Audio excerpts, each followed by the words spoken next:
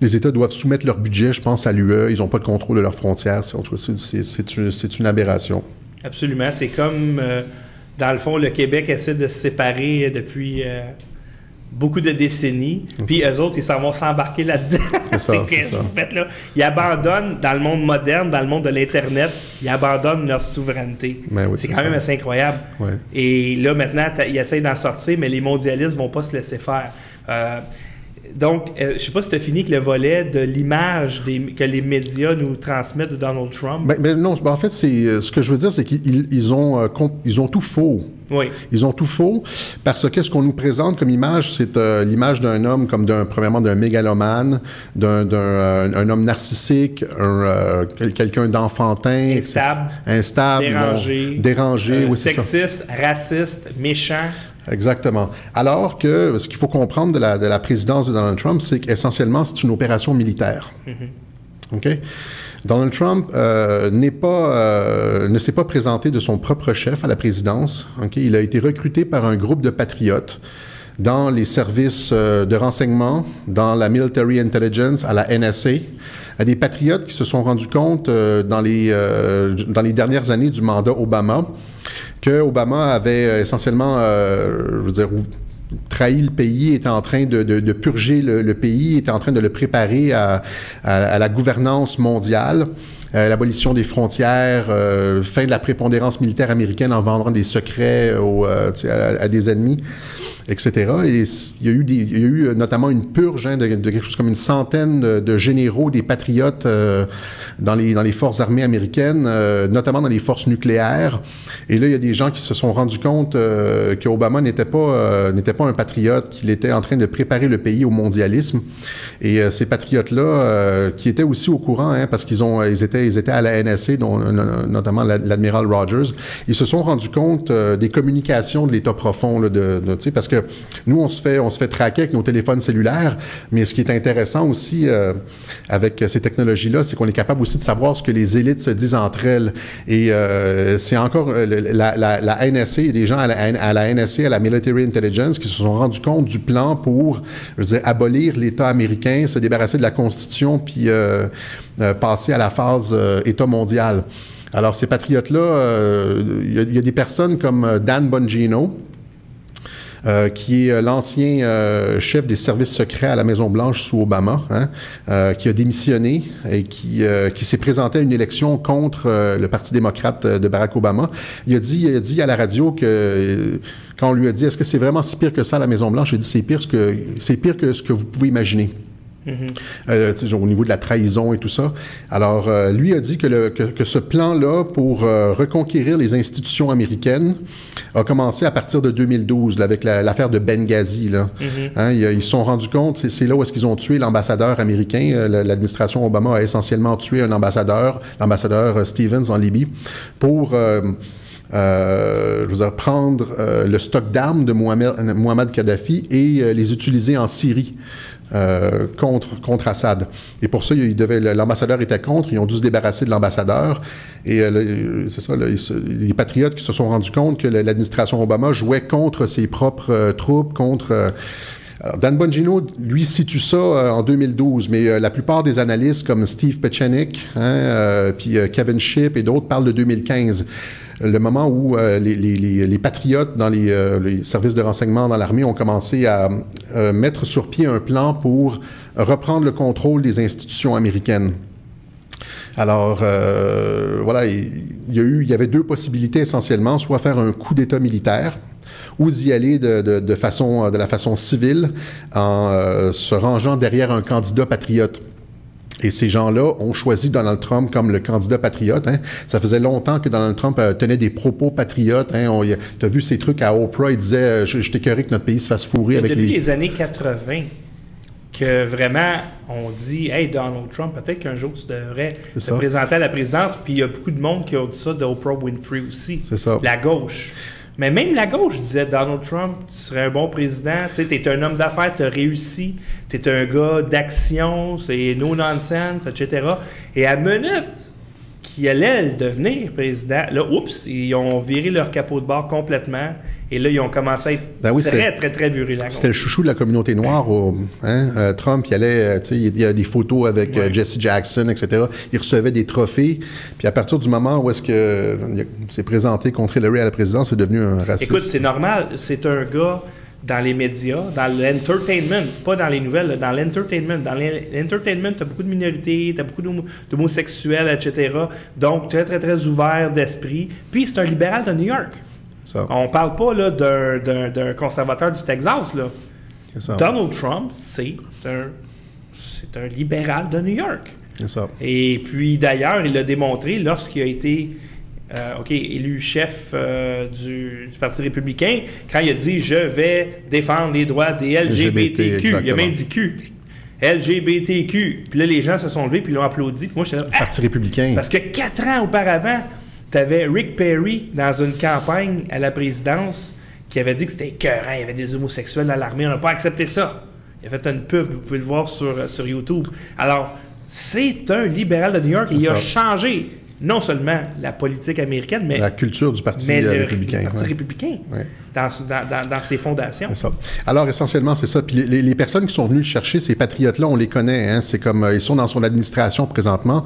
Une des premières personnes à se pointer avec lui lors de ses rallyes de campagne, c'est le général Michael Flynn. Lui qui est devenu chef de la Military Intelligence, du Director of Central Intelligence, je ne me rappelle plus exactement. C'est ça. Et donc, Michael Flynn qui s'est présenté avec Donald Trump lors de ses rallyes, etc.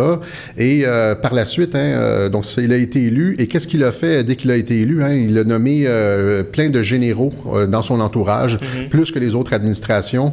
Mattis à la Défense, le général Mattis qui est à la Défense. Le général Kelly, au début, il était au Department of Homeland Security, mais après le départ de Reince Priebus, il l'a pris comme chef de cabinet, Chief of Staff.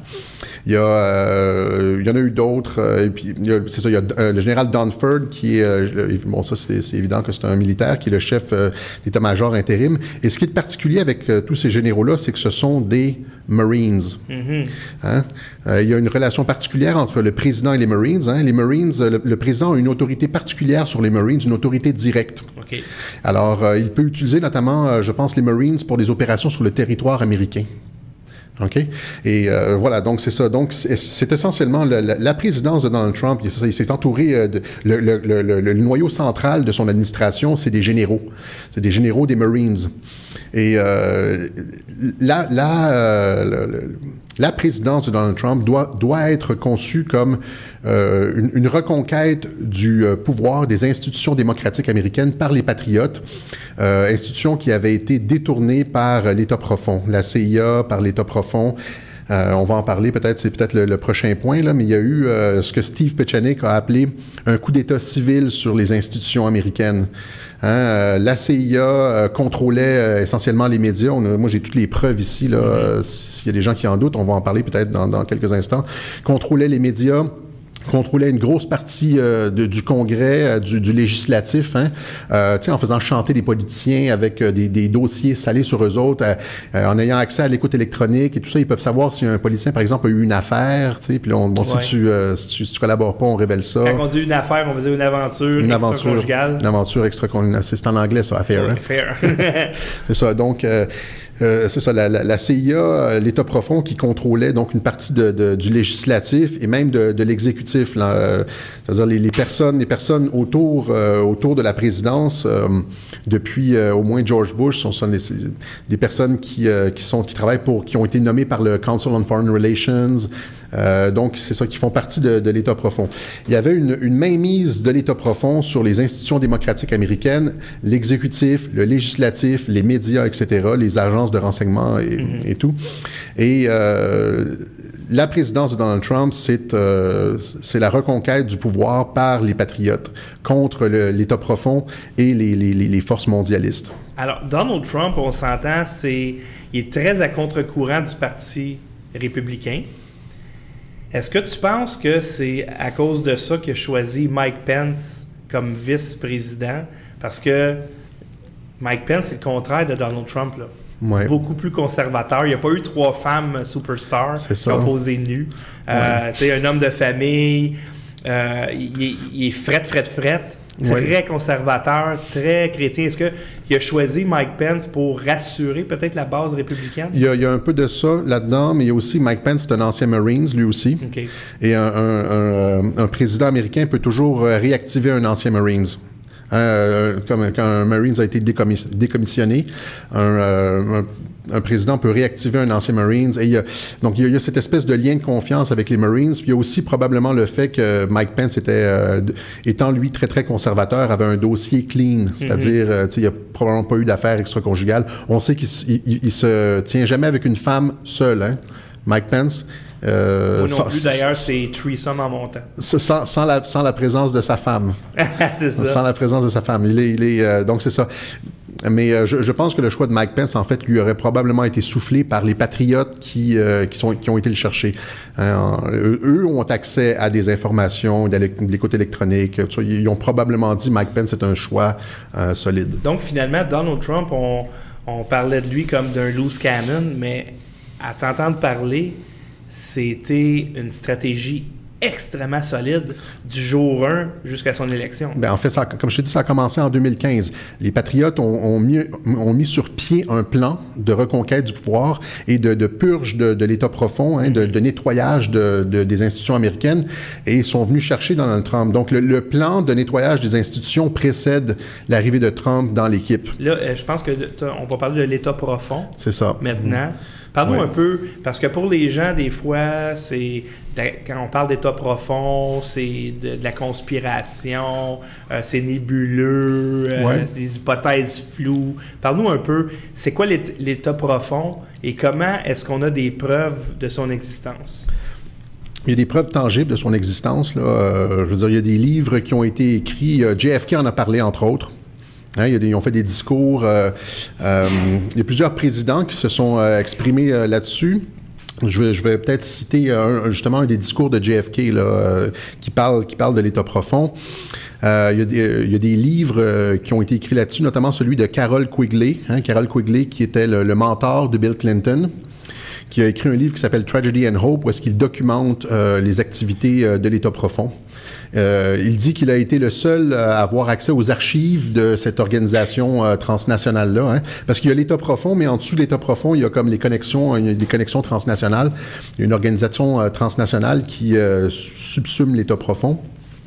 Et il a écrit, donc, il a parlé de ce plan transnational visant à faire s'effondrer les frontières et les gouvernements, le système d'État-nation, notamment par la dette. Hein. Ce projet-là est piloté par le système bancaire et ils ont des outils, hein, des outils gouvernementaux comme la CIA, comme les médias, pour arriver à leur plan. Mais essentiellement, c'est un plan qui est piloté par le système bancaire, les grandes familles oligarchiques. Et c'est documenté. Il n'y a personne qui a... c'est pas de la conspiration, là. Carroll Quigley, c'est un professeur à Princeton. Bill Clinton l'a remercié en 93, lorsqu'il a été élu candidat du Parti démocrate à la présidence. Il a remercié son mentor, Carroll Quigley. OK. Et donc, c'est ça. Il y a ce livre-là de Carroll Quigley qui est essentiel, qui documente les activités de l'État profond. Et il y a plus que ça. Hein. On sait que... en fait, l'État profond, là, c'est... En fait, c'est ceux qui tirent les ficelles. Et l'objectif, c'est de tenir le peuple le plus loin possible des mécanismes démocratiques. Pouvoir, des mécanismes démocratiques, ça. Et ça émerge, ça commence avec beaucoup des sociétés, les agences de renseignement comme la CIA ou les agences de renseignement britanniques, etc., ont leurs racines dans des sociétés secrètes qui sont bien documentées. Comme aux États-Unis, la plupart du noyau central qui a constitué la CIA est provenu d'une société secrète qui s'appelle Skulls and Bones. Il y a eu un film ou deux là-dessus. Il y a eu notamment un film en 2006 avec Matt Damon qui s'appelle Le Bon Berger. Et où est-ce qu'on documente justement les débuts de la CIA et son origine dans les Skulls and Bones. Les Skulls and Bones, c'est pas de la conspiration. En 2004, lorsque Kerry s'est présenté contre Bush, ouais. Tu te rappelles, les deux étaient Skulls and Bones, et il serait pas first cousin, il serait pas premier cousin ou... Je sais pas, mais... Parent... Puis c'est sorti... Ken dit oui. C'est sorti lors Il y a un gars qui l'a dit en entrevue. Exactement. Le gars à Face the Nation. Oui, il a dit... À Kerry. À Kerry, c'est à Kerry. Ah oui, il l'a dit aux deux. En tout cas, ils se sont fait dire, puis là, c'est comme un peu mal à l'aise. Exactement. Fait que là, ce que le journaliste il dit, c'est que qu'on élise un démocrate ou un républicain, dans les deux cas, on va avoir un bondsman. Exact. C'est-à-dire qu'on n'a pas réellement le choix. Les deux font partie de la même société secrète. Ça, c'est pas de la conspiration, en cas. C'est documenté. Puis, et les sociétés secrètes, est-ce que c'est un endroit où ils recrutent dans le fond, une personne exactement, qui est les personnes puissantes qui peuvent manipuler parce qu'ils ont des secrets sur eux. Exactement, c'est comme ça qu'ils procèdent. Quand tu as des squelettes dans le placard, tu vas faire n'importe quoi. Tu vas faire n'importe quoi, puis c'est comme ça que les sociétés secrètes les manipulent. Et ce qui est intéressant, c'est que un journaliste avait demandé justement à Newt Gingrich, l'ancien speaker de House républicain, comment ça se fait que l'establishment détestait tellement Donald Trump, tu sais, et démocrate et républicain, parce qu'il voulait rien savoir de lui. Ben Gingrich a dit c'est parce qu'il fait pas partie des sociétés secrètes. Il est pas passé à travers les initiations et tout ça. Il est totalement indépendant et c'est pour ça qu'il se prend toute cette flaque-là dans la gueule. Hein? Alors, donc, à l'origine... C'est le Johan de la politique. Moi. Alors, donc, à l'origine des services de renseignement comme la CIA, il y a des sociétés secrètes comme les Skulls and Bones. Comme j'ai dit, le noyau central de la CIA, la plupart des personnes du noyau central étaient des bonesmen. Et c'est ça. Donc, ça, c'est la CIA était comme un outil gouvernemental des sociétés secrètes pour, je veux dire, mener des opérations. Ça a été mené, la CIA a été, comment je pourrais dire, mise sur pied en 1947 par Harry Truman, hein, dans le National Security Act de 1947. Et immédiatement 2 ans après, hein, Truman a regretté d'avoir mis sur pied cette organisation qui commençait déjà à échapper au pouvoir démocratique. 2 ans après, en 49. En 49, Truman dit « Il y a quelque chose à propos de la façon dont la CIA opère qui jette une ombre sur notre conception historique de la liberté. » Et nous devons de corriger cela. Il voyait tout de suite la dérape. Là. Puis il l'a appelé par la suite une agence sinistre et mystérieuse et qu'il regrettait de l'avoir formée en premier lieu. Ça, c'est Harry Truman, celui qui a formé la CIA. Mm-hmm. Par la suite, il y a notamment Eisenhower qui a averti tous les Américains contre le pouvoir excessif du complexe militaro-industriel. Ça aussi, c'est de l'État profond. Et il y a finalement Kennedy, lui, qui est allé avec une déclaration directe. Hein. Lui, il a averti en 1961, il a fait un discours devant la galerie de la presse où est-ce qu'il a parlé pas juste des problèmes de la CIA, mais des sociétés secrètes derrière la CIA. Et je ne sais pas si tu me permettrais, s'il te plaît, là, j'ai la déclaration, en fait, j'ai une partie de la déclaration de ce que Kennedy a dit devant la galerie de la presse. Ça, c'est disponible partout sur Internet. Si vous tapez JFK New World Order Speech, vous avez il y a comme différentes versions. Il y a une version de 2 minutes et demie. Et normalement, c'est en anglais, mais je l'ai ici en français. Alors, j'aimerais... Vas-y, je t'en prie. Alors, c'est ça, il dit parce que... ce qu'on doit savoir, c'est quand par exemple, les organisations comme la CIA, etc., fonctionnent avec la culture du secret. Hein? Il y a les clairances top secret, etc. On ne peut rien dire, on ne peut pas parler parce que toutes les opérations sont menées sous le sceau du secret. Alors il dit... La culture du secret est répugnante dans une société libre et ouverte, et nous sommes, en tant que peuple, historiquement et de façon inhérente, opposés aux sociétés secrètes et aux serments secrets. Il n'y a pas de bienfait aujourd'hui à justifier l'adoption d'une culture du secret par le combat contre une société fermée. Là, il parle du communisme. Hein? Justifier la CIA et la culture du secret par le combat contre le communisme, il dit que c'est pas légitime. Et il y a un grave danger qu'un prétendu danger imminent soit utilisé pour étendre la censure et la culture du secret. Cela, je n'ai pas l'intention de le permettre dans mon administration pour autant que cela soit de mon ressort. Et là, c'est la partie intéressante qui continue. Et c'est lui qui le dit, là. Mm-hmm. Car une conspiration monolithique et sans pitié s'oppose à nous à travers le monde, hein, qui utilise des moyens subversifs pour élargir sa sphère d'influence. L'infiltration au lieu de l'invasion. Ça, il parle de l'infiltration comme des sociétés secrètes. Là. Ouais. La révolution, comme les révolutions colorées à la George Soros, au lieu d'élection.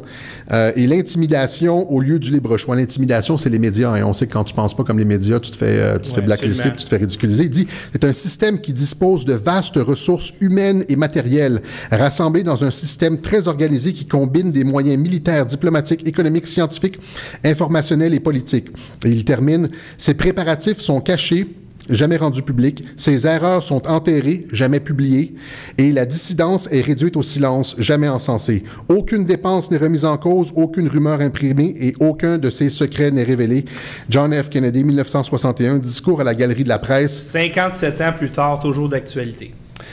C'est comme si ça venait d'être écrit comme la semaine passée. Et je veux dire là, comment peut-on parler il a révélé à la face du monde la conspiration, c'est-à-dire le plan du nouvel ordre mondial de faire s'effondrer. Puis là, il parlait pas du communisme, là, il parlait d'une organisation transnationale, de passer d'un monde basé sur les États-nations à un gouvernement mondial. Hein. Pour passer au gouvernement mondial, il faut abolir la souveraineté des États, les frontières, les cohésions nationales, les cultures historiques, etc. Il faut mélanger les populations puis arriver à un individu déraciné sans identité. C'est ça qu'on voit maintenant. Hein? Mais par exemple, jusqu'à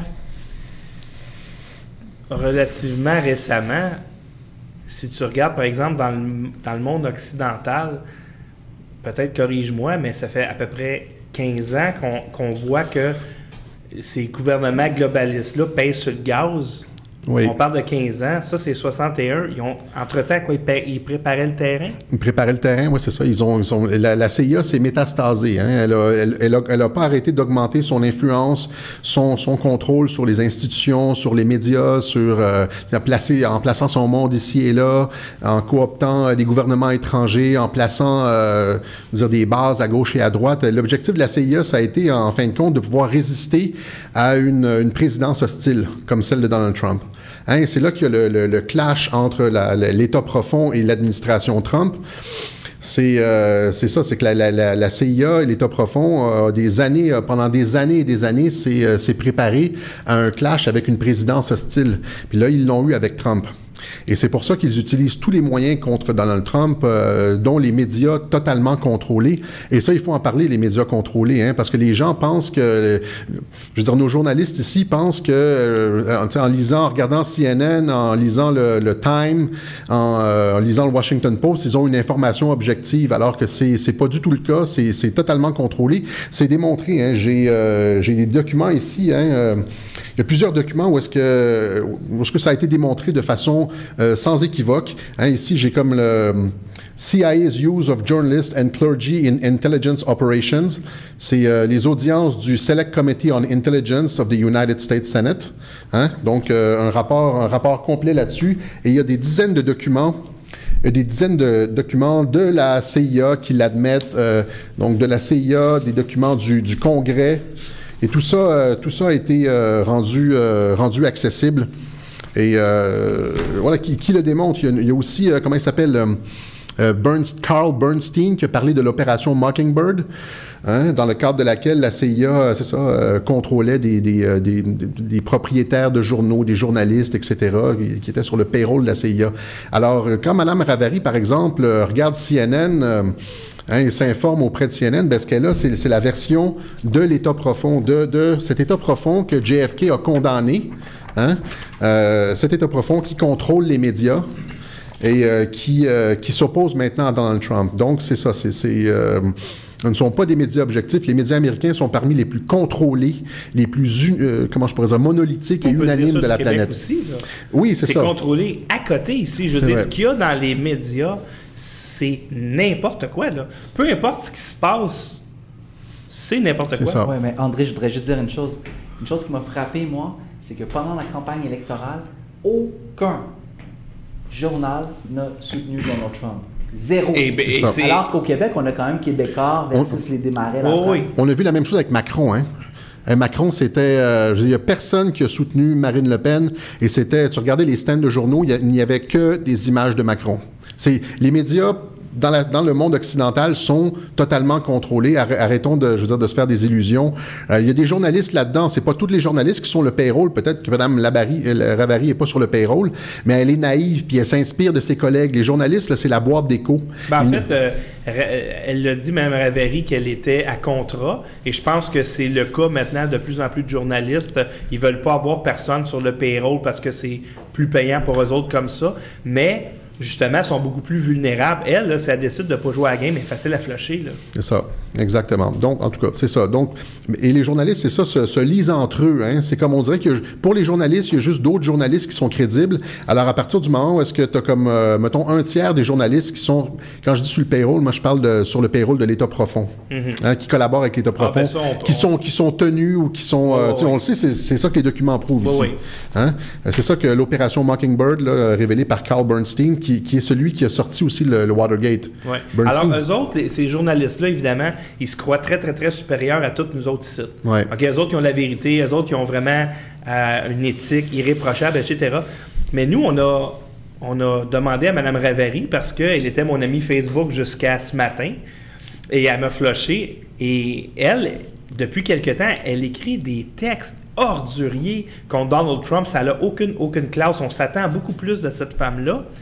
Et j'ai lancé l'invitation parce qu'elle a dit que ceux qui trouvaient que Donald Trump était un grand homme sont des profonds crétins. Alors, je lui ai demandé, Mme Ravary, si vous êtes tellement convaincu, si vos convictions sont tellement fortes, est-ce que vous accepteriez de venir en débattre avec Alexis Cossette-Trudel, qui est ici assis à ma gauche? Et c'est là qu'elle a dit « Bye, see ya », parce que à l'extérieur de leur safe space, les médias subventionnés, ils sont très, très vulnérables parce que si tu lis les articles de Mme Ravary, quand elle parle de ce qu'elle ne connaît pas, et ça arrive souvent, il y a des choses, des fois, elle connaît ça, mais souvent, elle parle de quelque chose qu'elle ne connaît pas. Mais encore là, elle n'a pas besoin de le connaître parce que ce qu'elle dit, c'est vrai d'office. À la minute qu'ils sortent de leur safe space, ils n'ont pas grand argument, c'est ça. Ils ne sont pas viables. C'est pour ça que les gens, vous devez encourager ce studio en devenant peut-être un patron. Là, je vais faire une plug là, pour mon studio. Si vous regardez l'adresse en bas de votre écran, patreon.com/stupid, ou vous pouvez faire des dons PayPal à paypal.me/stupid pour la survie de ce studio. Et je pense que présentement, on est un tout petit rempart, mais on est le seul rempart. Contre le consensus médiatique. On est le seul. Contre la rectitude médiatique, le consensus médiatique. Ouais. Et faites attention si jamais il y a un autre studio indépendant qui arrive sur le marché avec des moyens. Peut-être que ça sera une créature des médias subventionnés sous la couverture. C'est ça. Alors, mais est-ce que tu es prêt de parler de Q maintenant? Oui, on peut parler un peu de QAnon. Il faut que tu nous dises c'est quoi ça, QAnon. Tu l'as expliqué lors du colloque de Citoyens au pouvoir. Un peu, oui, j'en ai pas parlé beaucoup. Maintenant, j'aimerais ça que tu nous dises à nous, c'est quoi ça, QAnon? Et toi, tu as fait beaucoup de vidéos là-dessus en te servant de l'information. Donc, Q, c'est... QAnon, c'est une source d'information qui est apparue sur certains message boards. Là. Je ne sais pas si tu connais 8chan, 4chan, ça te dit quelque chose? Ça me dit quelque chose, 4chan, c'est là depuis toujours. Là. C'est ça, c'est des message boards où on poste des images ou du texte. C'est le Far West, mettons, d'Internet. Les gens vont dire c'est le Deep Web. Non, c'est pas le Deep Web, c'est juste un espace de liberté complète. Tu peux dire ce que tu veux, c'est anonyme. Les gens postent les images qu'ils veulent, disent ce qu'ils veulent. Bon. Et donc, c'est ça. Il est apparu à la fin du mois d'octobre 2017 sur 4chan, puis éventuellement, il a migré sur 8chan. Il est arrivé là, puis il a commencé à révéler des informations. Donc, cette personne-là, QAnon, c'est son pseudonyme. C'est ça. Ben, c'est Q, on l'appelle Q, puis Anon pour anonyme. C'est ça. Q, ce que Q veut dire, en fait, Q, c'est une security clearance aux États-Unis. Q, c'est parmi les plus hauts niveaux de sécurité aux États-Unis. Hein. Et donc, ce qu'il disait, c'est ça, il prétendait être en possession d'informations confidentielles.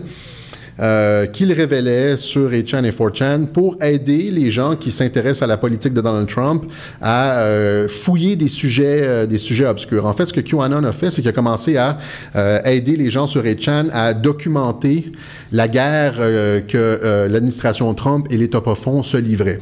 OK?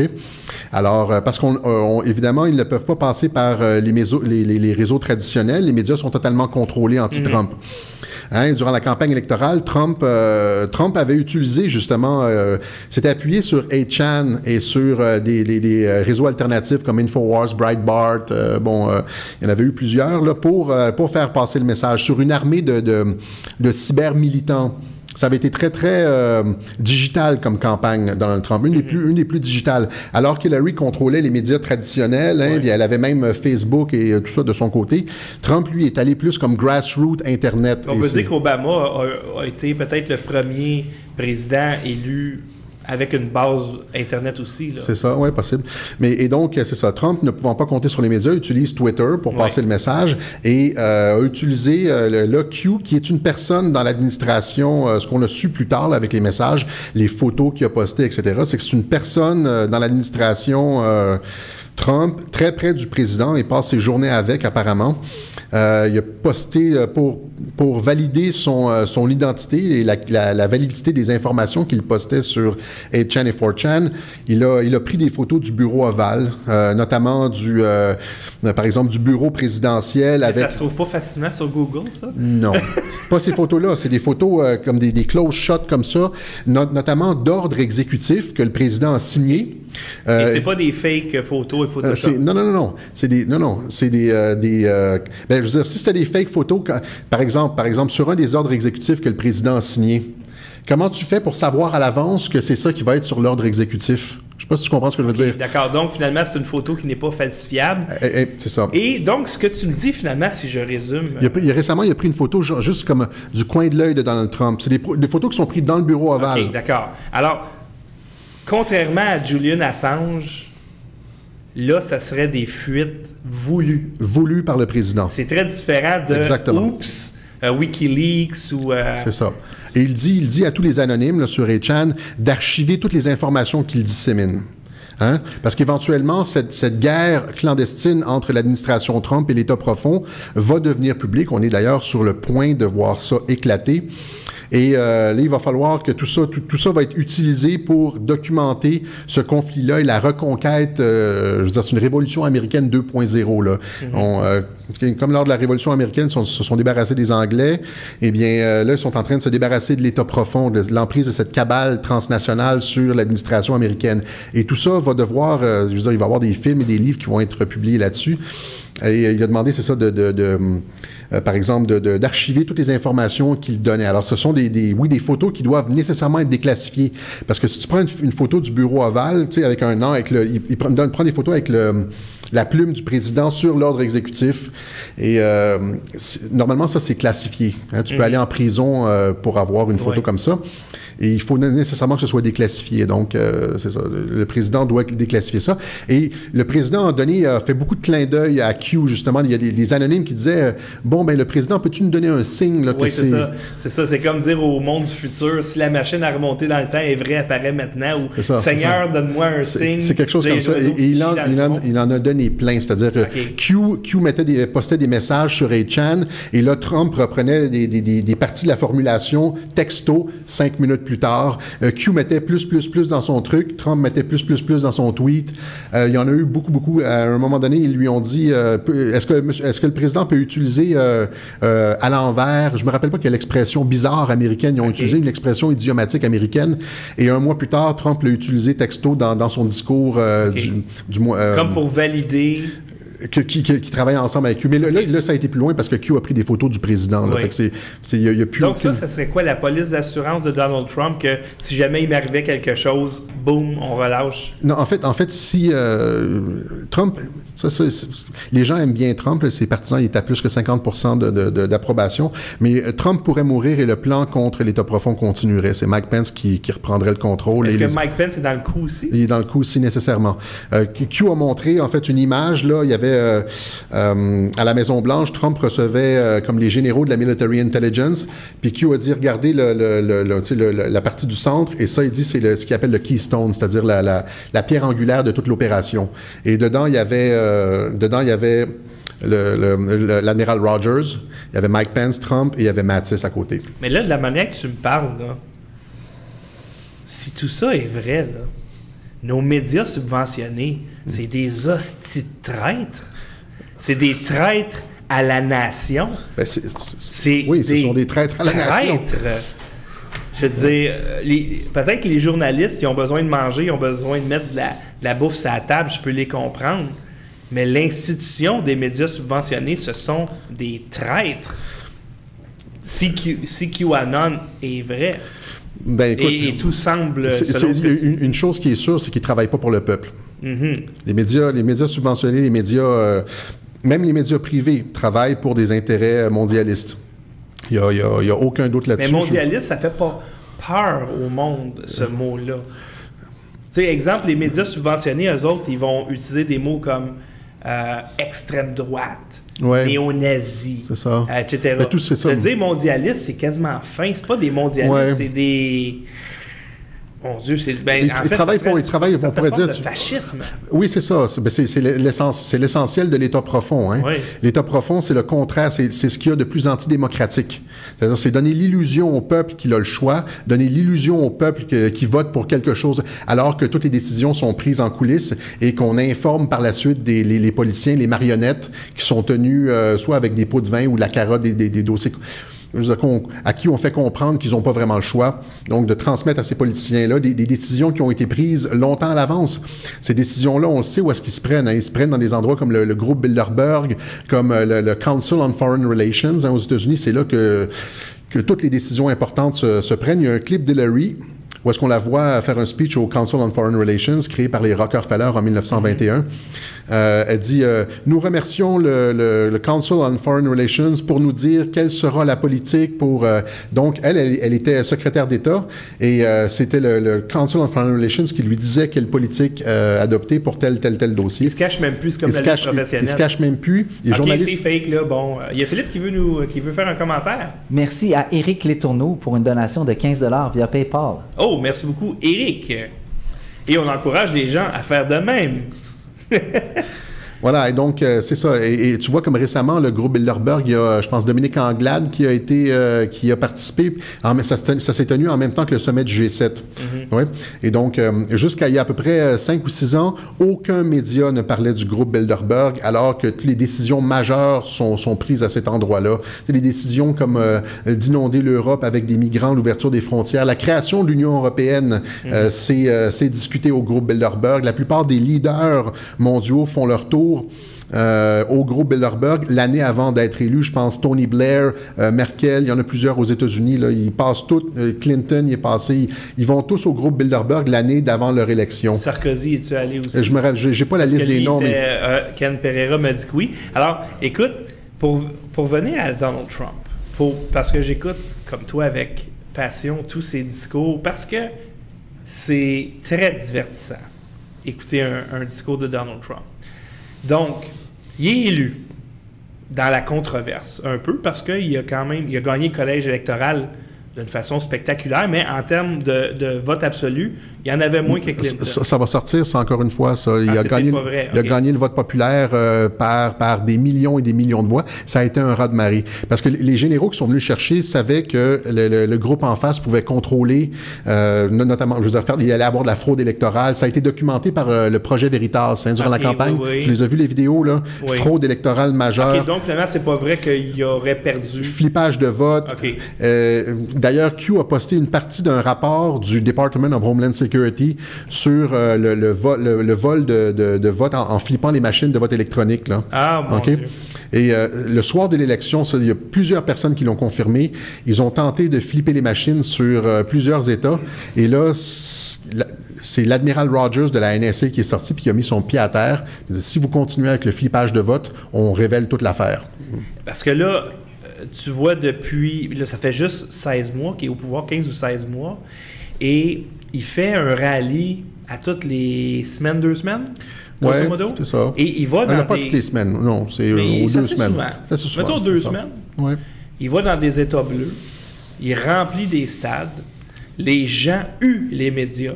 Ouais. Donc, c'est un président qui, malgré toutes les attaques des médias subventionnés, gagnent de la traction. Il est plus haut qu'Obama à la même époque, malgré toute la couverture positive médiatique pro-Obama. Il est à plus que 50% d'approbation. Il est plus haut que Trudeau, Merkel, que tous les autres leaders. Et ça, c'est malgré le bombardement médiatique. Parce que les médias nous disent exactement l'opposé.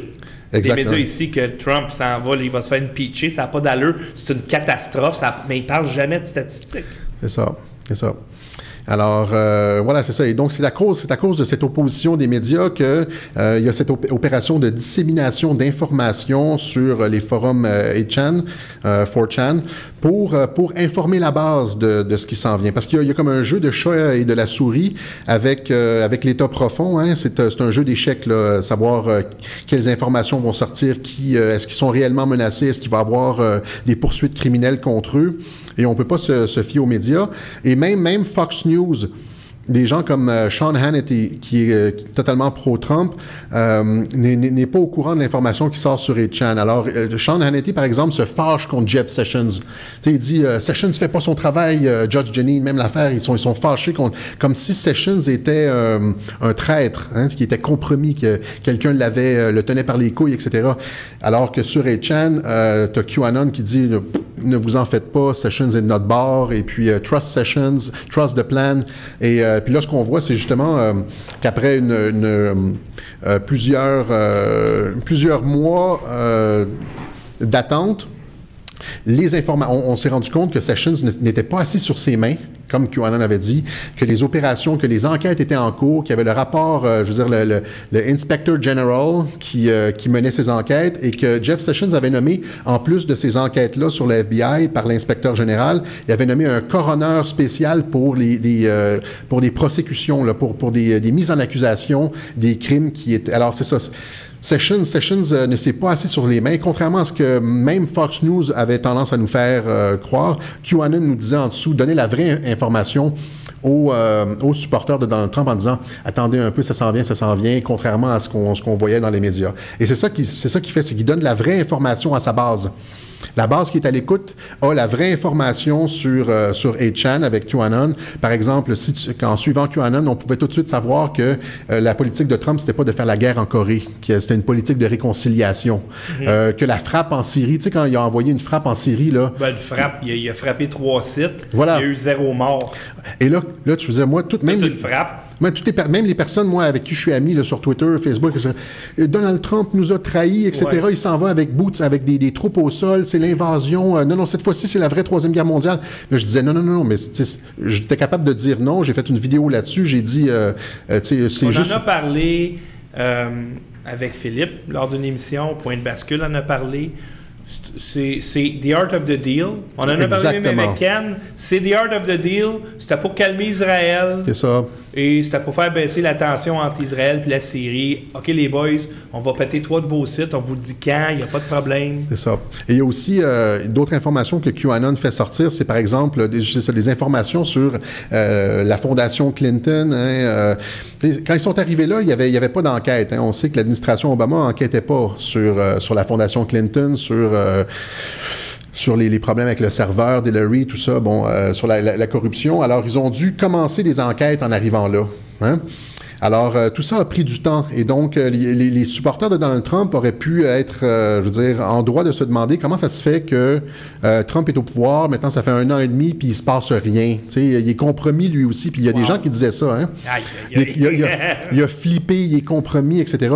Ben, ce que QAnon a fait, c'est qu'il n'a pas arrêté de donner de l'information confidentielle sur ce qui se passait, puis donner comme le leur juste aux supporters de Donald Trump pour leur dire non, on est en train de faire ça, ça prend du temps pour les enquêtes.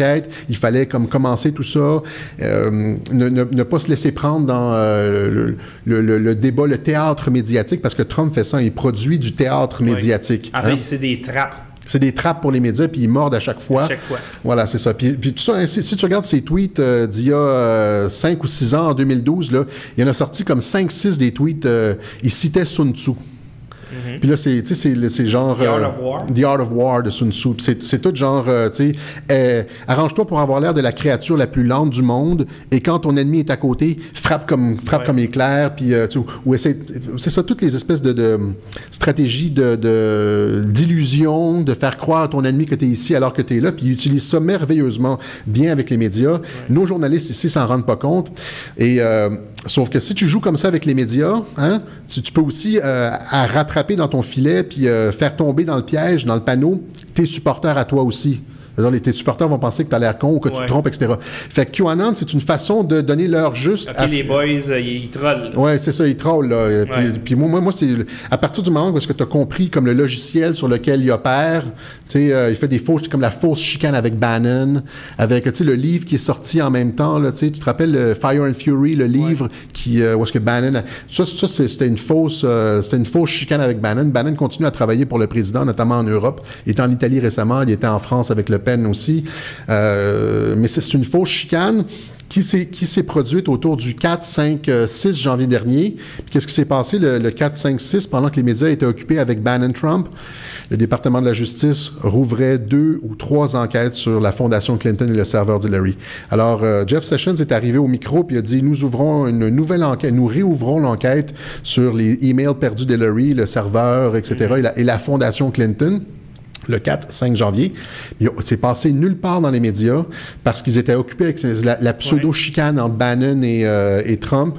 Alors, tu vois, c'est une façon de dire, d'agiter. Il s'est regardé ici alors qu'il agit en sous-main comme ça. C'est du misdirection. C'est du misdirection. Et ça on comprend très bien la stratégie de Trump en suivant QAnon. Et un grand magicien québécois, Gary Kurtz, a écrit un document pour les magiciens. Et il disait, en fait, sa phrase se terminait « Move your head and the audience will follow. » Bouge ta tête et le public va suivre. C'est très fort. Donc, il est capable, Donald Trump, de créer une misdirection, un autre mot utilisé en magie, pour faire ce qu'il veut. Donc, il est très brillant. Et puis, écoute, avant de continuer, présentement, on est en train de battre un record de code d'écoute. Okay? Et je veux que les gens sachent que à ce moment-ci, c'est l'été. Okay? Les médias subventionnés, leurs codes d'écoute sont merdiques. Ça baisse rapidement. Et ça fait 2 mois que la baisse a commencé, mais ça s'intensifie en juin et en juillet. Là, présentement, Alexis, c'est sa première émission, la première émission de Pete Cossette en direct. Et j'aimerais ça donner à Alexis 200 vues en direct d'ici la fin de l'émission. On est à 184. Une façon de le faire, c'est de partager cette émission avant qu'on termine, parce que là, on a un dernier segment. J'aimerais, s'il vous plaît, partager cette émission-là. J'aimerais ça donner un beau cadeau à Alexis, qui serait de battre le record de view qui est, je pense, de 202 en direct qu'on a fait la semaine passée avec Pete Daou. Alors, merci aux gens qui deviennent des patrons. Vous voyez l'adresse en bas de votre écran, patreon.com/stupid. Donc, dans le fond, c'est quoi Patreon? C'est une plateforme où vous pouvez donner un petit montant par vidéo qui est publié sur Patreon. J'en fais entre 8 et 10 par mois, même si on produit beaucoup plus de vidéos que ça. Et PayPal pour les gens qui veulent faire des dons, comme c'est arrivé tantôt. Alors, merci beaucoup de supporter ce studio. On a vraiment, vraiment besoin de vous parce qu'on fait de plus en plus de production. Les frais augmentent continuellement. Malheureusement, les revenus ne suivent pas les productions. Alors, merci à ceux qui sont les patrons. Merci à ceux qui font des dons. Et merci à ceux qui considèrent supporter ce studio-là financièrement. Alors, on continue maintenant avec le dernier segment. C'est quoi le futur de Trump? Est-ce que, parce que dans les rallyes, il y a des slogans que les gens vont crier une fois de temps en temps. Lock her up. Oui. Mets-la en prison. Oui. Hillary Clinton. Build a wall. Oui. Puis évidemment, fake news, puis etc., etc. Oui, oui. Est-ce que vraiment, quand on parle de drain the swamp, là, oui. Tu sais, mettre Hillary Clinton en prison ou des gens importants, parce que... C'est certain que ça va se produire. Toi, tu penses vraiment qu'ils vont mettre Hillary Clinton en prison? Je pense que ça va aller encore plus loin que ça. Ils vont la pendre, la chaise électrique? Je suis... En tout cas, le mieux pour elle, ça serait la prison à vie. Mettons ça comme ça. Parce que la madame, elle a vendu les secrets d'État sur son serveur privé à la maison, là. C'est pas une erreur, là. C'est pas genre « oups ». Non. Elle vendait des secrets d'État en échange de dons contre à la fondation Clinton. Elle a vendu des secrets d'État. Elle a vendu des choses, par exemple, comme en 2010, les Chinois ont purgé tous les agents de la CIA, les agents doubles en Chine. Dans le sens qu'ils ont assassiné. Ils les ont assassinés. Il y en a qui ont été capturés, les autres ont été assassinés. Ça a été une véritable purge. C'est dans les médias. Ça vient du serveur d'Hillary. Il a reçu genre genre un don. Ils ont fait un don à la fondation Clinton, genre peu avant, puis c'est du pay for play, comme on dit. Les généraux qui sont derrière Trump, là, c'est des gens qui sont très sérieux. Ok, ce sont pas comme des gens comme toi et moi. C'est des gens qui savent que la vengeance est un plat qui se mange froid, qui ont planifié cette opération de longue date et qui ont... Ils sont pas sous le coup de l'émotion. Ils sont pas sous le coup de l'émotion. Et je veux dire, ces gens-là, il y a des dizaines, des centaines, voire des milliers de morts qui ont été provoqués par la trahison des personnes comme Barack Obama et Hillary. Ils ont voulu fossoyer les États-Unis. Ils ont vendu les États-Unis aux plus offrants. Ils ont tenté de soudoyer, pas de soudoyer, mais de diluer la Constitution américaine, d'ouvrir les frontières, de faire disparaître les États-Unis d'Amérique. Ça, c'est de la haute trahison. Ils ont, par la suite, été engagés dans des activités séditieuses contre la campagne de Donald Trump et de la haute trahison par la suite. L'ampleur des crimes est tellement... je veux dire, les crimes sont d'une telle ampleur que ces gens-là n'auront pas de... comment je pourrais dire? De passe-droit, de pitié, etc. Quoi que tu peux faire croire n'importe quoi que la population, que les médias de masse, même s'ils perdent du terrain, ils sont quand même forts. C'est ça. Et donc, mais d'un côté, d'après ce que tu me dis, c'est... Oui, il y a l'État profond qui est extrêmement puissant, mais Trump, il est loin d'être seul. Il est loin, c'est ça, là, il contrôle maintenant, il contrôle, je veux dire, premièrement, l'armée américaine et les Marines, entre autres. Okay? La plupart des opérations, il y a eu déjà des opérations qui se sont déroulées depuis un certain temps, qui se sont faites par les Marines, je veux dire... par le général Mattis, il y a déjà une purge qui a été... un premier niveau de purge qui s'est... Tu penses que, exemple, toi, tu as l'air bien sûr que Hillary Clinton va faire de la prison à vie? Garanti. Ça va se faire dans un premier mandat? Je suis presque certain que oui. Parce qu'un deuxième mandat... Écoute, ils vont mettre la gomme, là, je veux dire... ils vont jamais accepter que Trump ait un deuxième mandat, l'État profond. C'est déjà presque fini. L'État profond n'a presque plus de pouvoir. Ah ouais, à ce point-là? Les opérations sont suffisamment avancées. Ils ont, en tout cas, Q dit qu'ils ont toute l'information nécessaire. Les médias subventionnés n'ont pas eu le mémo. Là. Non, ils n'ont pas eu le mémo, ça va frapper fort. OK? Ils ont déjà toute l'information nécessaire, toute la question du serveur du Democratic National Congress, tu sais, ce qui a parti toute cette affaire de collusion avec la Russie. Ils ont en leur possession le serveur, ils ont des laptops, ils ont déjà toute l'information nécessaire pour incriminer tout ce monde-là, pour les crimes qui vont faire de la prison à vie. Mais il y a beaucoup plus que ça. Il y a du trafic de personnes là-dedans. Hein. C'est aussi pour ça que Trump veut un mur à la frontière avec le Mexique, pour arrêter le trafic de personnes, trafic de drogue, toutes les opérations qui sont menées par la CIA pour financer des Black Ops. Et dire que les médias subventionnés vont dire que le mur, c'est du racisme. Et tout ça, c'est documenté par Peter Dale Scott, hein, les opérations, les Black Ops de la CIA, dans un livre qui s'appelle The American War Machine. Et il explique bien comment la CIA reçoit du financement du Congrès, je veux dire du gouvernement américain, mais qu'ils vont chercher 10 fois plus d'argent, par exemple, en favorisant et en stimulant la culture du pavot et le trafic d'opium en Afghanistan, le trafic de cocaïne avec...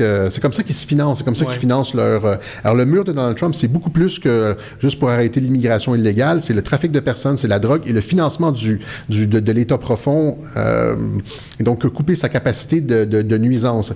Il va couper sa source de financement. Donc, dans le fond, c'est ça, il coupe les vivres partout. Là. Il est en train de les mettre dans un coin, de les encercler, puis tranquillement les choquer. C'est ça, voilà. Et tu vois, il y a des ordres exécutifs. Hein, Q a pointé vers des ordres exécutifs qui ont été signés par le président, notamment un ordre exécutif datant du 21 décembre 2017, un ordre exécutif que Donald Trump a signé, alors que, je veux dire, les médias étaient occupés encore une fois à autre chose.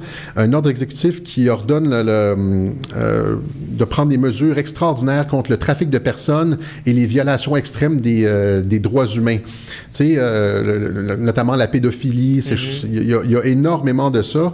Et ça permet aussi de saisir les biens des personnes impliquées là-dedans. Et là, on parle de la Fondation Clinton. Je ne sais pas si tu as suivi un peu le dossier Fondation Clinton, pédophilie, trafic de personnes, Laura Silsby. J'ai pas vu le trafic de personnes, mais j'ai vu le vol, par exemple, détournement de fonds de l'aide qui était envoyée à Haïti, par exemple. C'est ça, oui. Donc, finalement, c'est une organisation criminelle. C'est une organisation criminelle, voilà. Et donc, il y a aussi signé des ordres exécutifs extrêmement importants, celui-là, entre autres, et un autre où est-ce qu'il augmente la capacité de la prison de Guantanamo et où est-ce qu'il réforme les tribunaux militaires pour permettre à des civils d'y être jugés pour des crimes de haute trahison. Alors, il a tout placé les éléments. Et là, la dernière chose qu'il reste, c'est d'ouvrir les mises en accusation sous scellé. Hein. Jusqu'à maintenant, il y a... J'ai le tableau ici des mises en accusation sous scellé. Oui, j'ai vu ça aujourd'hui. Parle-moi de ça plus en détail. Il y a 40 483 mises en accusation sous scellé actuellement aux États-Unis. Quand tu dis sous scellé, ça veut dire que la personne qui est accusée, est-ce qu'elle est au courant? Elle n'est pas au courant, c'est ça. Elle ne sait pas. Donc, là, finalement, c'est comme un épée de Damoclès au-dessus de 40 000 personnes. Exactement, c'est ça. Et ils ne savent pas c'est qui. Ils doivent commencer à paniquer. Dans une année normale, il y en a à peu près 1000. Et là, en 8 mois, il y en a 40 483. Ça, c'est ce que tu me demandais tout à l'heure, c'est quoi Drain the Swamp, là? Ouais. C'est ça ici. C'est ça, Drain the Swamp. Éventuellement, ces mises en accusation-là vont être ouvertes. Il y a Ding, ding, ding, 203 personnes en direct, officiellement le record. Dès sa première émission, c'est trop facile. Il est trop fort pour la game, mesdames et messieurs, Alexis Cassette-Trudel. Il est trop fort pour la game. Tu me gênes, arrête. Vous avez reçu 130 $. Oh! Oui, ça a passé trop vite pour que je puisse voir. Hey, faut pas que tu dises trop parce qu'il va me demander un chèque, lui. Ma cote. Alors, merci. On est rendu à 210. Ça n'arrête pas de monter, voilà. Alexis. Félicitations. Alors c'est ça. Donc, c'est en train de se passer. Et c'est ça. Si on n'était pas en train de regarder sur 8chan, et là, maintenant, il y a c'est-à-dire que QAnon, c'est pas juste sur 8chan que c'est... il poste lui-même juste sur 8chan, mais après ça, il y a de plus en plus de personnes qui commencent à décoder, parce que c'est l'information, des fois, un peu aride et difficile à décoder. C'est un peu comme les fables de La Fontaine? C'est un peu ça. C'est la méthode socratique. Il pose beaucoup de questions. Des fois, il donne des phrases qui sortent de nulle part, puis on ne sait pas trop, les gens spéculent. Et un mois plus tard, on sait à quoi ça fait référence. Donc, c'est difficile à suivre, mais il y a maintenant des millions de personnes qui suivent ça quotidiennement sur Internet. Il y a des chaînes YouTube dédiées à ça et ça devient de plus en plus public alors qu'on est en train de passer à la phase où est-ce qu'on ouvre les accusations sous scellé. Et il n'y a pas le choix de le faire dans son premier mandat. Il n'y a pas le choix. Trump n'arrête pas maintenant de donner des signes clairs comment je pourrais dire, aux partisans de Q. Maintenant, dans ces rallyes, il y a de plus en plus de gars avec des t-shirts QAnon qui se pointent là. Okay, et Trump les pointe du doigt puis il fait ça comme ça. Oh! Hein? Alors, c'est ça. Donc, et là, Q, récemment, dans un de ses derniers messages, a dit « Quand est-ce que les journalistes vont poser la question au président? » Hein? Quand est-ce qu'ils vont finalement poser la question « Qui est QAnon? Est-ce que vous appuyez QAnon? » Alors, ils veulent absolument pas que ce mot-là devienne dans le langage. Exactement. Ils veulent pas que ça devienne... Mais c'est en train de devenir organique tout seul. Il y a des billboards aux États-Unis qui sont QAnon, sur le bord des autoroutes. Il y a des t-shirts. On voit ça partout. Ça commence à se multiplier. Et ça devient comme... C'est en train de devenir comme une espèce d'armée digitale du président. C'est une lueur d'espoir extraordinaire. Oui, c'est ça. Tu viens de me donner espoir. Il y a Philippe. Merci à François Labrec, donc qui a donné 100 $ US, qui fait en canadien 130 $. Donc c'était lui tantôt. Merci François Labrec, une personne qui, en plus d'être un de mes patrons, qui a supporté ma levée de fonds pour suivre ton procès, Philippe. Alors merci beaucoup à François S. Labrec, si je ne m'abuse. Je connais mes patrons. Alors merci beaucoup. Je sais pas, j'ai eu des conversations à huis clos récemment en disant que le studio n'est pas viable, puis financièrement, je t'offrais pas la run. Je sais pas s'il y a des gens qui m'ont entendu, mais merci beaucoup à ceux qui supportent le studio, que ce soit à travers Patreon ou à travers des dons PayPal. Alors, écoute, c'est un espoir incroyable. Moi, tu vois, j'étais encore dans mon sous-sol et j'avais posé cette question. Est-ce que Donald Trump est le sauveur de l'Occident? Puis là, évidemment, j'ai été traité de mongol par bien du monde parce que Donald Trump, c'était un malade mental. Oui. Serait-il le sauveur de l'Occident? Et évidemment, j'étais bien inquiet. Quand j'ai vu, par exemple, l'espèce de vidéo de bullshit là, où des comédiens, avec toute leur raison et leur empathie envers le peuple américain, qui leur demandaient le collège électoral, faites la bonne chose. Je vous dis pas de voter pour Hillary, mais faites la bonne chose en ne votant pas pour Donald Trump alors que ce serait usurper une élection carrément. Puis là, l'impeachment, il t'offrira pas, il se rend pas à juin, il sera pas oublié. La Sharon Landurand nous a dit au mois de janvier dernier qu'il était sur le bord d'être destitué. Hein? Oh, ça va se faire incessamment. Et là, toi, la manière que tu me parles, c'est... Puis je remarque dans les rallyes qu'il y a au contraire une traction positive. Mais là, ce que tu me dis, c'est qu'il est très solide, il est entouré de gens très solides. Il contrôle complètement maintenant le Congrès et le Sénat. Hein? Parce que même Richard Lehir à point de bascule, puis on s'entend, Richard, il est très, très renseigné, là, qui va dire que Trump, c'est très instable. Mais alors, c'est pas de l'instabilité, c'est qu'il peut laisser croire qu'il l'est. C'est exactement ça, mais d'après ce que tu me dis, il est très, très solide. Il est très solide, notamment, c'est ça, on n'a pas parlé, mais au niveau du Congrès et du Sénat. On sait que quand il est arrivé à la présidence, là, il y avait le Congrès contre lui, il y avait le Sénat contre lui, il y avait plein de Never-Trumpers là-dedans. Ouais. Eh bien, maintenant... Et là, ils n'ont pas le choix de revirer de bord, hein? Parce que Trump, moi, j'avais prédit ça. Il n'y a pas grand-chose que j'ai prédit que c'est réalisé dans ma vie, là. Mais j'avais dit, checkez bien après l'élection... Justement, les Never-Trumpers, puis les gens qui vont vouloir le défier, il va mettre le spot dans leur face, puis ils vont fondre. Mais c'est pas juste ça. On a dit tout à l'heure que l'État profond tenait une grosse partie du Congrès et du Sénat par différentes façons. Eh bien maintenant, c'est Trump qui est en possession de ces informations-là. Ils ont, comment je pourrais dire, ceux qui étaient tenus avec des histoires compromettantes, là, Trump, avec la Military Intelligence, puis en contrôlant la NSA, il est au courant, il y a les dossiers des personnes compromises. Là. C'est plus l'État profond qui contrôle la NSA maintenant. C'est Trump qui contrôle la NSA. Tu comprends-tu? C'est gros ce que tu viens de dire là. C'est Trump qui contrôle la NSA. Il a tiré le tapis dessous leurs pieds. Ils ont plus les outils. Ils ont plus les outils du contrôle politique. Comment il peut faire ça en 15 mois? Comment ça se peut, Alexis? Le plan a été établi, comme je te dis, en 2015. Et là, ils suivent rigoureusement le plan... Je veux dire, un plan à la lettre. Et ça a l'air de très, très bien fonctionner. Il y a un nombre record de congressistes et de sénateurs qui ne se représenteront pas cette année. Hein? Trump leur a dit, toi, on sait, on est au courant de ce qu'ils ont sur toi, etc. T'es out. Hein? Je pense que cette année, là, pour les midterms en 2018, là, il y a quelque chose comme, je sais pas, 70-80 congressistes et sénateurs qui ne se représenteront pas. C'est Trump qui va mettre son monde à cette place-là. Mais là, dis-moi, là, parce qu'on parle du futur. Paul Ryan qui ne se représente pas. Qu'est-ce qui va se passer au midterm? Est-ce qu'il va perdre la Chambre au midterm? Non, c'est automatique. Le plan... Non. Je fais ma prédiction, ça va être un raz de marée rouge. Parce que généralement, après une élection générale, le gouvernement élu perd des plumes au midterm. Non. Ça va être un raz de marée rouge. Et est-ce que tu prévois un raz de marée rouge en 2020 aussi? Probablement. Les démocrates sont poussés toujours plus à gauche. C'est qui la vedette du Parti démocrate? Il n'y en a pas. C'est Bernie Sanders. Maxine Waters. Imagine un débat entre Maxine Waters et Donald Trump, comment que ça va même pas être drôle. Tellement qu'elle va se faire défoncer. Imagine, ça n'aura même pas d'allure. Ça peut pas être le vedette. Parce qu'on s'entend que les démocrates, quand même, ont, depuis ma naissance, pas mal présenté des candidats qui étaient forts. Quand même, tu sais, Bill Clinton, c'était... Obama, fort dans le sens, fort au niveau du... Charismatique, leadership, comment il s'exprime, tu sais. Oui, alors là, ils n'ont plus rien. C'est ça, ils n'ont plus rien. Ils n'ont plus rien, mais c'est pas juste ça. C'est que c'est-à-dire que toute cette histoire, la manipulation possiblement du collège électoral, l'entreprise de l'administration Obama pour torpiller la candidature de Donald Trump, le scandale par la suite, la haute trahison, la sédition du FBI, tout ça, toute la merde pilotée par la Maison-Blanche d'Obama va sortir d'ici les midterms.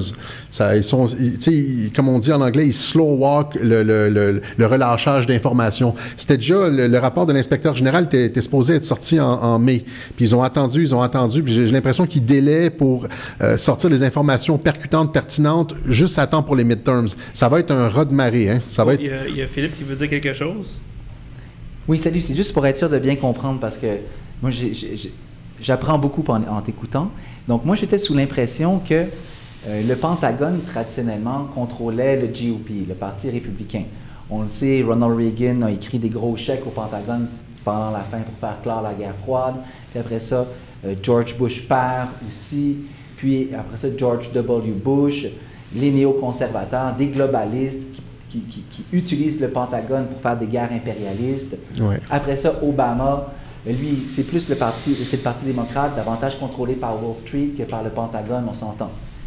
Mais là, avec Trump, moi, tantôt, je t'avais demandé avant le show, toi, tu avais dit quelque chose qui m'avait vraiment frappé. Tu avais dit, ce sont des Marines, maintenant, qui, du Pentagone, ont, si on veut, nettoyé le Deep State pour soutenir Trump. En fait, tu as même dit qu'eux précédaient Trump dans l'effort contre le Deep State, je comprends bien. Là, tu viens de dire, Trump, maintenant, contrôle le NSA, donc contrôle, si on veut, le Deep State, contrôle la CIA.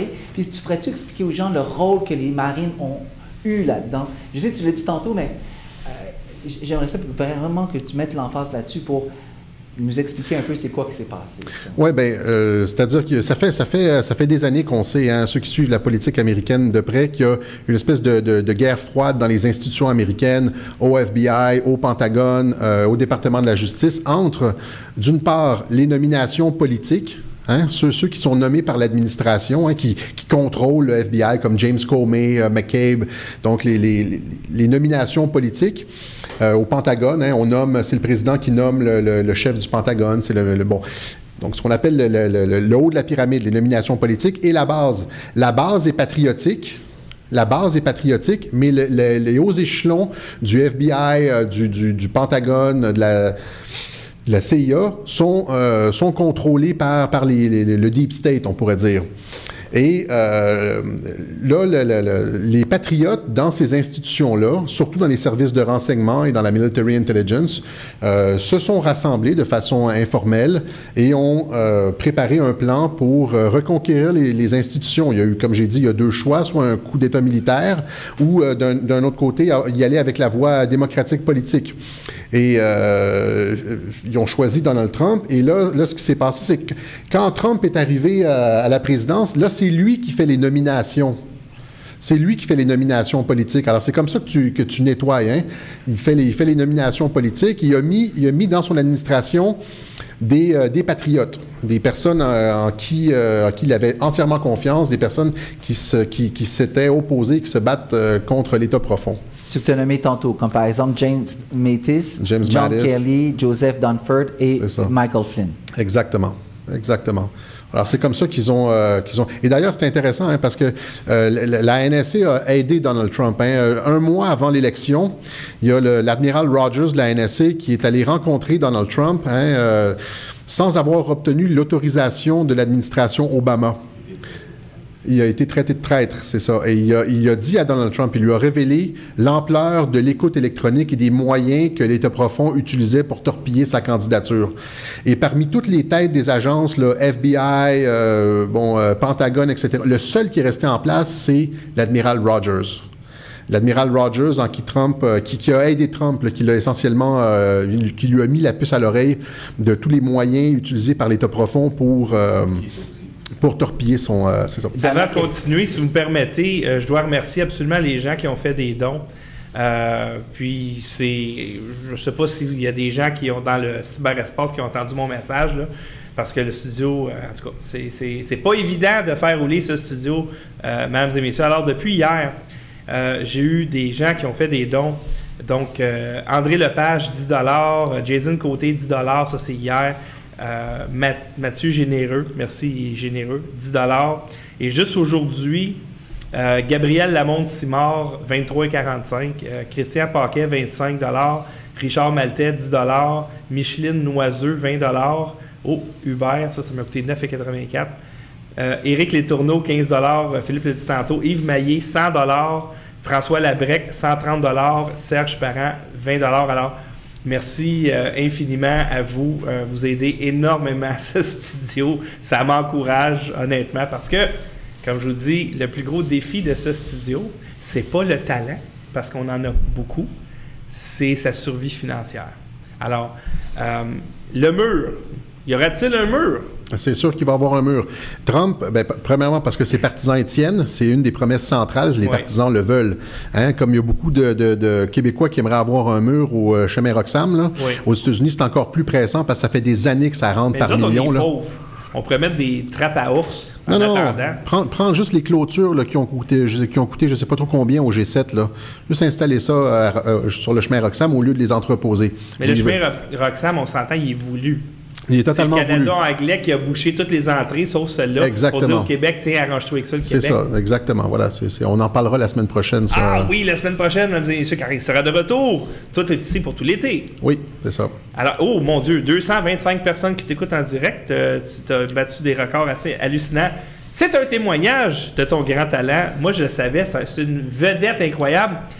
Qui se présente en politique, d'ailleurs. Oui. Ça, on va peut-être en parler dans un autre tantôt, dans un autre cadre, et non pas dans le cadre de cette émission-là. Oui. Mais pas contre n'importe qui.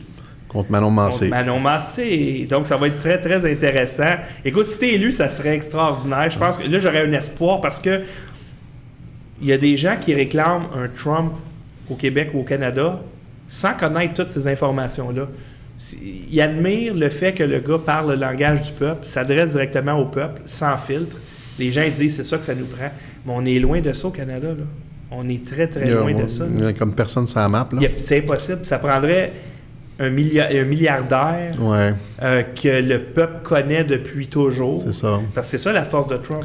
C'est l'emblème du succès puis de l'American Dream qui a été encensé par les médias pendant 40 ans. C'est ça. Alors, je pense pas qu'on va avoir ça. Je pense pas que il va se passer la même chose ici. S'il y a un nettoyage au Canada, ça va pas se passer de la même façon qu'aux États-Unis. Il va falloir trouver d'autres solutions que de se trouver un sauveur. On a eu ça, beaucoup, le syndrome du sauveur au Québec. Ouais. Et je pense pas que ce soit de cette façon-là qu'on va réellement changer les choses. Mais d'autre part, tu as un message d'espoir. Là. Si je comprends bien ton message, tu nous dis les nationalistes aux États-Unis sont en train de gagner contre l'État profond puis contre les mondialistes.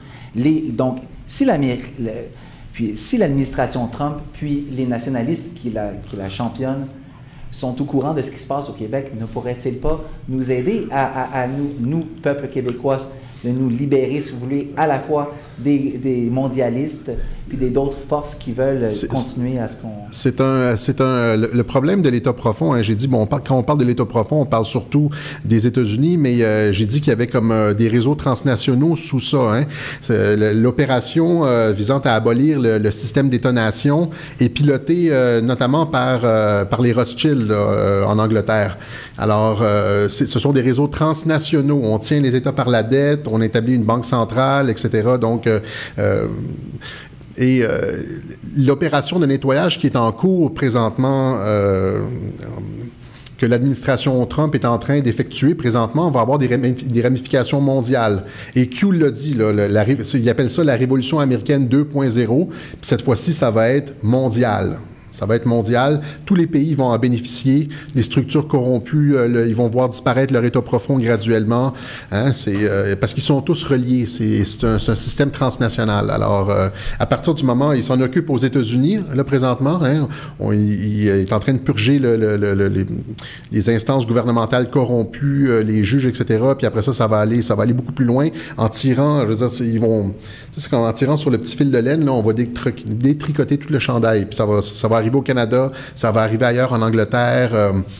Dans certaines de mes vidéos, j'ai parlé justement de la façon dont l'Angleterre avait aidé l'administration Obama à espionner Trump. Hein? Alors, il y a des gens corrompus en Angleterre et, je dirais, nécessairement, juste pour te montrer le genre d'impact international, le lendemain de la sermentation de Donald Trump, hein, le 20 ou le 21 janvier 2017, il y a le chef du GCHQ britannique qui a démissionné. Hein? Le GCHQ britannique, c'est l'équivalent de la NSA britannique, parce qu'ils ont participé à l'opération d'espionnage contre Donald Trump. Dès que Donald Trump a été assermenté, Robert Hannigan du GCHQ britannique a démissionné. Alors, tu vois, il y a des ramifications partout dans le monde de ce qui est en train de se passer aux États-Unis. On est dans la phase initiale de l'opération de démolition contrôlée de l'État profond, pas juste de l'État profond américain, mais de ces réseaux transnationaux là, qui opprime, je veux dire, une partie de l'humanité depuis longtemps, qui travaille contre les peuples. Et c'est ça. Ce qui est intéressant, c'est que tout ça arrive de façon conjointe avec ce qu'on pourrait appeler le réveil des nations. Hein? Les nations... Beaucoup de nations commencent à se rendre compte que leurs médias, qu'une partie de leur gouvernement travaille contre eux, hein, qu'on leur enlève des droits, de la liberté d'expression, qu'on ouvre les frontières, qu'ils sont prisonniers par la dette. Et il y a comme partout, en Europe et en Amérique, une révolte des nations qui bouille. Je veux dire, des peuples commencent à élire des politiciens qui attaquent l'establishment et qui ne jouent pas le jeu des médias. Hein, comme on le voit en Autriche, en Italie récemment, la Pologne, la Hongrie, il y en a plusieurs. Là. Puis partout, les partis populistes, les partis qui remettent en cause l'Union européenne, les politiques de l'establishment, sont en perte de vitesse. Hein? Et ici au Québec, il n'y en a pas présentement Non, parce qu'en fait, il y a une montée de la CAQ. Mais la CAQ, c'est le PLQ 2.0, jusqu'à preuve du contraire. Exactement. Oui, c'est ça. Jusqu'à preuve du contraire. Il y a Ken qui veut dire quelque chose. Je veux ajouter quelque chose que je suis toujours honoré d'entendre Alexis parler. Alors, Ken qui dit qu'il est honoré d'entendre Alexis parler. On est très fiers de l'avoir. Il y a une petite affaire de Five Eyes, c'est quelque chose de bien important. Five Eyes, oui. Five Eyes fait en sorte que les États-Unis, tu ne peux pas espionner sur les Américains. Oui. Fait en sorte que tu sois un citoyen américain. C'est-à-dire utiliser un autre pays pour espionner. Ah, OK, c'est ça. Donc, parce que Ken, il n'y a pas de micro, mais ce qu'il dit, dans le fond, c'est que tu ne peux pas espionner un citoyen américain, donc ce qu'ils font... Légalement. Donc, ils vont utiliser un autre pays pour espionner. Exactement. Ça, c'est le réseau Five Eyes. C'est ça. Ouais, donc Five Eyes, c'est les États-Unis, le Canada, l'Angleterre, l'Australie et la Nouvelle-Zélande. Alors, vous voyez, mesdames et messieurs, que vos gouvernements vous aiment, ils vous respectent, ils veulent votre bien et vont l'avoir. Alexis qui me disait, d'entrée de jeu, je pense pas, je vais t'offrir 1 heure. Ça fait combien de temps qu'on est... 1h39. 1h39 et on ne s'est pas ennuyé, mesdames et messieurs. En passant, suite à cette émission, est-ce que je sais que... Oui, vas-y. Donc, tantôt, tu as dit, si j'ai bien compris, que c'est la CIA qui est à la source de ce qui est devenu le Deep State aux États-Unis. Au Québec, il y a quelque chose comme un État profond qui est rattaché aux ramifications, qui serait rattaché, selon ta thèse, aux ramifications internationales. Ça serait quoi l'analogue au Québec de la CIA? À quelle infrastructure aurait émergé le Deep State, l'État profond actuel au Québec? L'équivalent de la CIA au Québec, je pense que c'est le SCRS. La GRC, le SCRS. Alors, mais je ne m'aventurerai pas sur ce terrain-là. Parce que j'ai pas énormément d'informations là-dessus. Hein?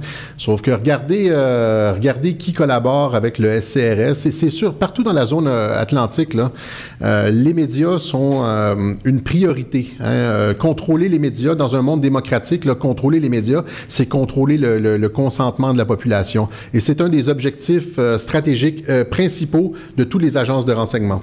Alors, comme j'ai dit, il y avait énormément de preuves qui montraient de quelle façon la CIA était allée coopter les médias.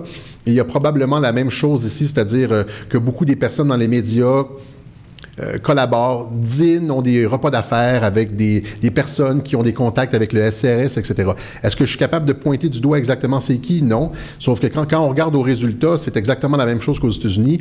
Certains d'entre eux utilisent les mêmes lignes qu'aux États-Unis, les mêmes lignes d'attaque contre Trump. C'est les mêmes arguments qui sont véhiculés ici. On nous propose la même résistance jusqu'au boutiste contre Trump qu'aux États-Unis. Alors, il y a comme des espèces d'effets, des effets d'écho ici, et tout ça n'est pas le fruit du hasard, je pense. On va devoir, je pense, Philippe, mettre un terme à cette émission, juste pour vous dire qu'on est rendu à 254 personnes qui t'écoutent en direct. C'est un record que tu fracasses. Je vois Philippe qui a mis Lise Ravary, je boycotte les États-Unis. Puis juste pour vous dire qu'avec tout ce qu'on a appris sur Donald Trump ce soir, voici un texte que Lise Ravary a écrit le 8 juin. Et je vais vous lire seulement le premier paragraphe. Le gros goujat orange salit chaque jour l'institution de la présidence américaine en tripotant de ses petits doigts boudinés graisseux de fast-food ses responsabilités, y compris de participer au G7 à la rencontre essentielle en ces temps troubles entre les chefs d'État démocratiques.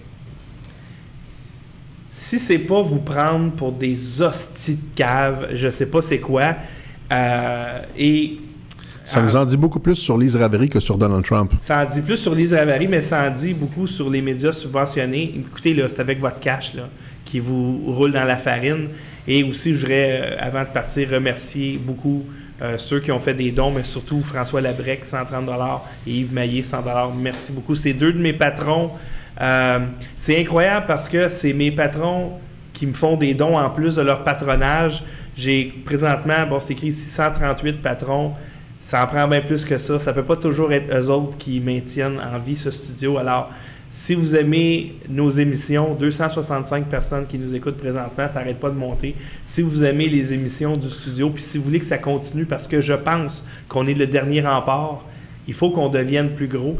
265 personnes qui écoutent, là, c'est 200 personnes de plus qui écoutent LCN. On pourrait recommencer l'émission au début, hein? Le point 1, puis... Ah oui, c'est sûr, puis ça recommencerait. Alors, 267, écoutez, alors... Je remercie mon invité. En fait, mon invité, je me sens gêné, là. Je pense que je vais changer le titre pour Cossette Pitt en direct parce que ma job à moi, c'est juste de lui poser 1 ou 2 questions et on a un contenu extraordinaire. Donc, merci infiniment, Alexis. C'est un honneur que tu fais ce studio. Les gens t'adorent. Et il y a Ken qui est ici aussi. Merci de ta visite. Ken, je pense qu'on va devoir... on va refaire une autre émission un peu plus tard. Ken, tu vas être là. Ken Pereira. All right, Ken Pereira et Philippe Magnan. On va faire une émission spéciale. Philippe, peux-tu nous dire les sujets pour donner l'eau à la bouche aux gens qui nous écoutent présentement? Alexis, vas-tu rester? Moi et toi? Oui. En fait, toi et moi, puis Ken, s'il veut joindre à nous. Puis Alexis aussi. Si Alexis veut rester aussi, j'en ai 3 micros, mais on va faire avec. Je proposais un retour sur la polémique autour de la pièce de théâtre slave, parce qu'il y a eu des nouvelles informations, et notamment pour introduire les concepts que les justiciers sociaux appellent la fragilité blanche. Donc, dans le cadre du concept du privilège blanc. Donc, regardez un peu la réaction des justiciers sociaux suite à la réaction moi, je suis content de ne pas être blanc. Tabarouette. Ben, je sais pas. Moi, je connais pas l'horaire d'Alexis. Oui, je veux dire, je peux... Ça vous tente-tu qu'on se fasse un petit barbecue et on revienne tantôt? J'aimerais bien ça parler un peu de ce que vous avez parlé. Bon, ben parfait. Ben, si Alexis le veut, on va emmener un 3e micro ici, puis... mon Dieu, ou tu sais quoi, regarde ce qu'on va faire. Moi, j'ai pas besoin d'être là. Philippe, toi, tu vas venir ici, puis moi, je vais aiguiller le show. Puis on va mettre les 3 micros. Je pense que les gens en ont assez vu de Stupid pour aujourd'hui. On va faire ça demain, ça va être cool.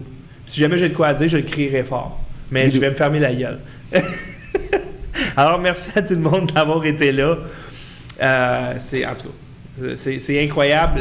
En tout cas, le support que vous donnez à ce studio-là aujourd'hui, en tout cas, ça fait chaud au cœur. Vous êtes là, vous êtes présents. On a du bon matériel pour vous. On revient dans, je sais pas, 1 heure peut-être, le temps qu'on se fasse un petit barbecue, qu'on bouffe un peu. Il est quelle heure, là? 8h47, il est tard un peu. Mettons, une demi-heure. Une demi-heure, on vous revient avec les sujets proposés par Philippe Magnan.